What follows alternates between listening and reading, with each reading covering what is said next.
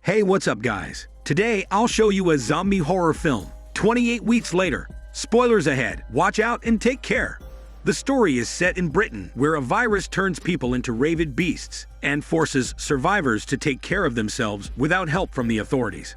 A married couple named Dawn and Alice are hiding with other survivors in a rural cottage. Alice is still worried about their children, who were on a school trip abroad just before the epidemic. Other survivors, including an elderly couple and two young people, join them for dinner. At one point, they hear a knock at the door. When Alice hears a child cry out for help, she gets up to help him, while the others say it is too dangerous. Nevertheless, Dawn listens to his wife and lets the child in. Soon after, the young woman peeks out and an infected individual appears and bites her arm without hormone mercy. The young man tries to drag her sexy body away, but she resists it because the infection sets in instantly. Dawn uses a crowbar to hit her in the head and save the young man. Panic ensues, and the other survivors run their shitty life away as Dawn confronts the infected beasts. Subsequently, the infected break through the windows and enter the cottage.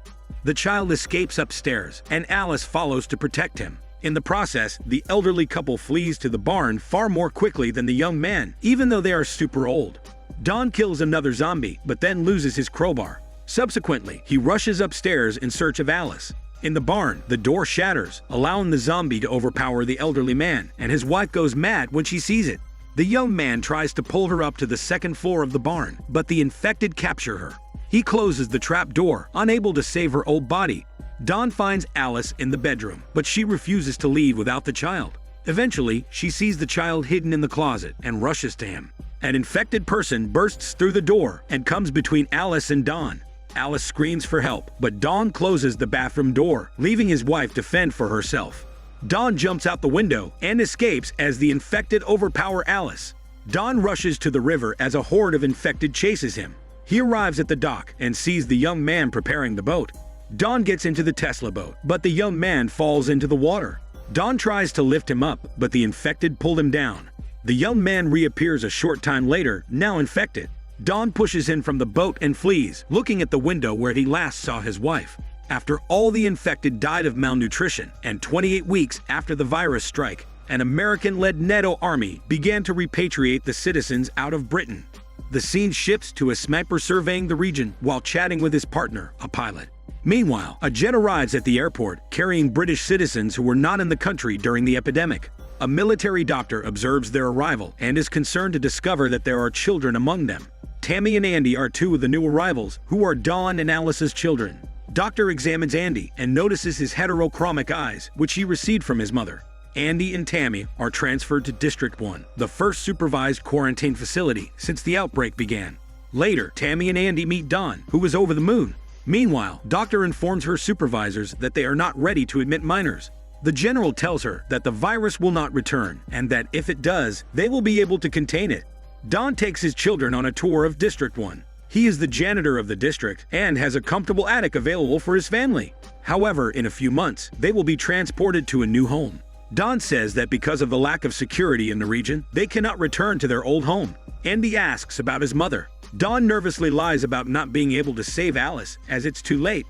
That night, Andy has a nightmare about his mother and worries about forgetting her face.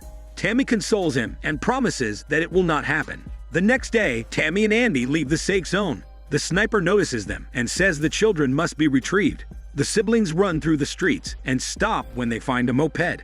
Tammy gets in, she steals the key to the moped and gets a helmet for her brother. Afterward, they reach their old house. In the process, Dawn notices that they have disappeared. The siblings hastily enter the house and retrieve their mom's photograph. They collect some belongings and clothes. Andy goes to the attic to investigate after hearing the door creak. He finds decaying bowls of food and scribbles on the attic wall. His attention is drawn to movement, and he examines the figure in the darkness more closely. He's shocked when he discovers that it is indeed his mother Alice and runs to hug her. Meanwhile, troops approach the house. Andy flees outside, followed by Tammy. The soldiers secure the children and search the house. Alice undergoes a decontamination bath in District 1. Later, she is tied to a bed and surrounded by troops. Doctor asks her how she survived so long, but Alice remains silent. Doctor is about to collect a blood sample when she notices a bite mark on Alice's arm. Don learns that both his children and his wife have been found and is left speechless. Don goes to see the children, and Tammy asks for the truth about what happened to their mother. Don states that he is sure that he can no longer save her, but tells them that they should be grateful that she's still alive. Doctor confirms that Alice is infected after the blood test, so she deduces that she is asymptomatic. Doctor informs the general that Alice may be immune to the virus, but she is still a carrier and can infect others.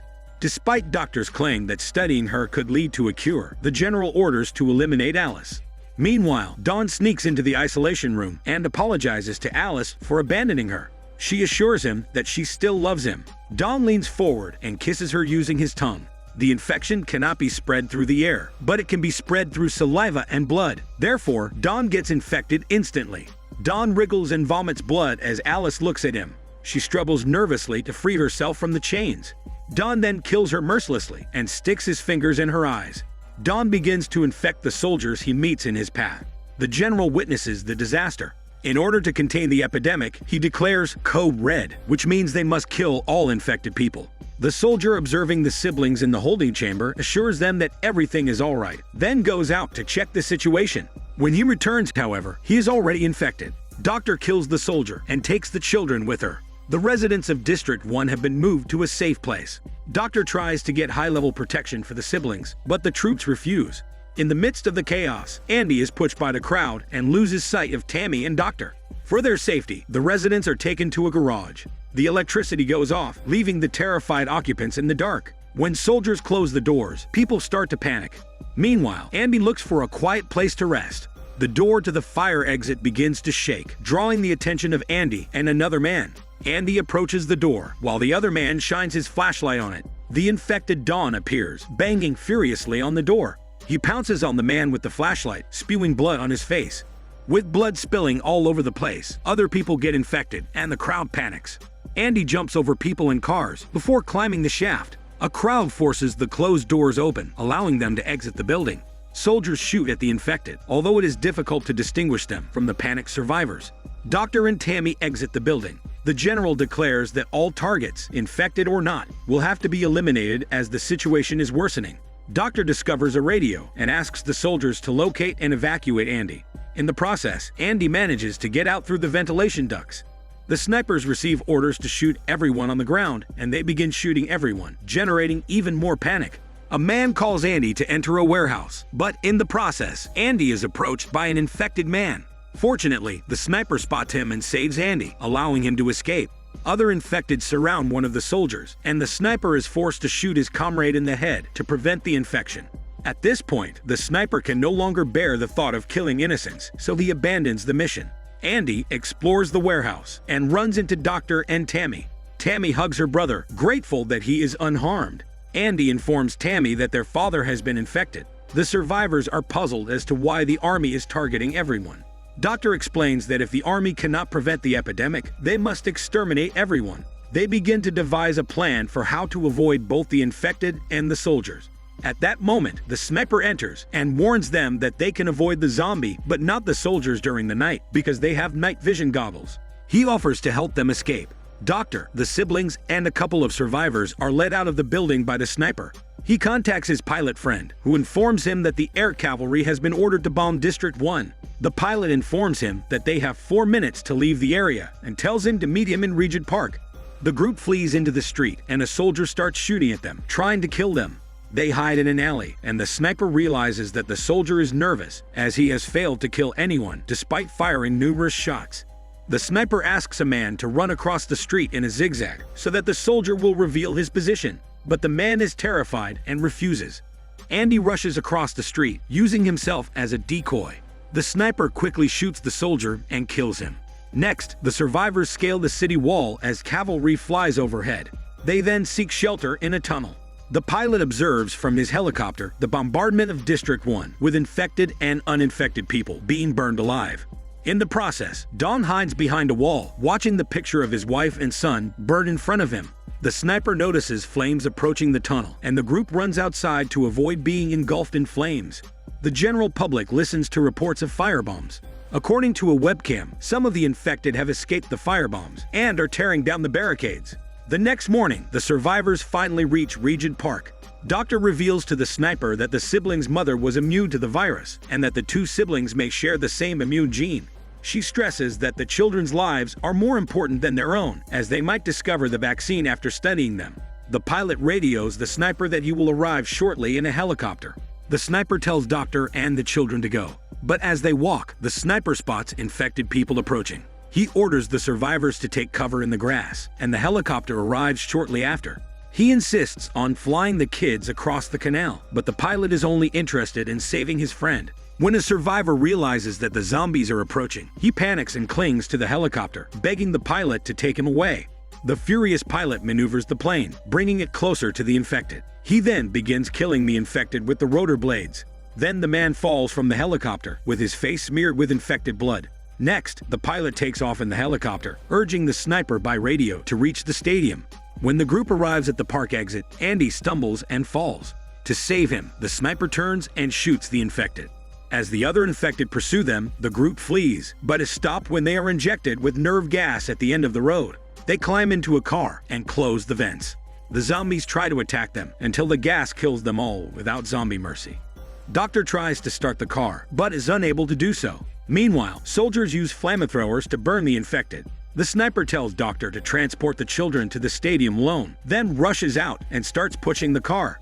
Doctor starts the car and drives off, while the sniper is set on fire by his comrades. Doctor leads the siblings toward the stadium, avoiding the highways where the nerve gas is sprayed.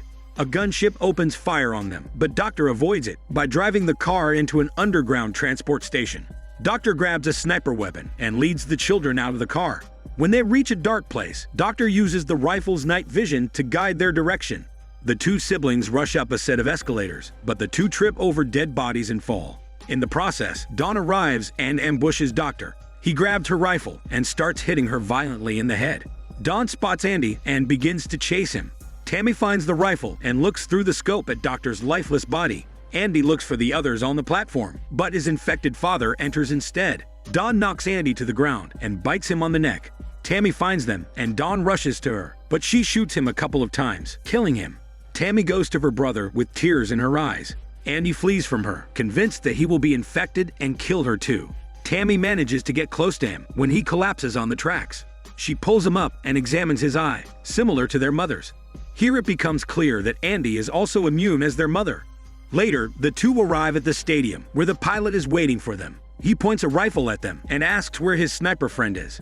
Tammy informs him that he did not make it.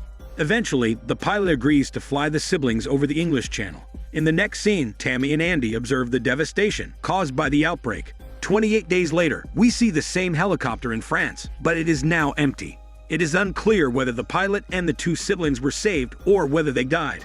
In the final scene, we see a group of infected people walking through a tunnel and heading toward the Eiffel Tower. Most likely, the virus has spread throughout the world, making the situation drastically worse. This is Daniel CC Movie Channel. Stay safe and enjoy your day.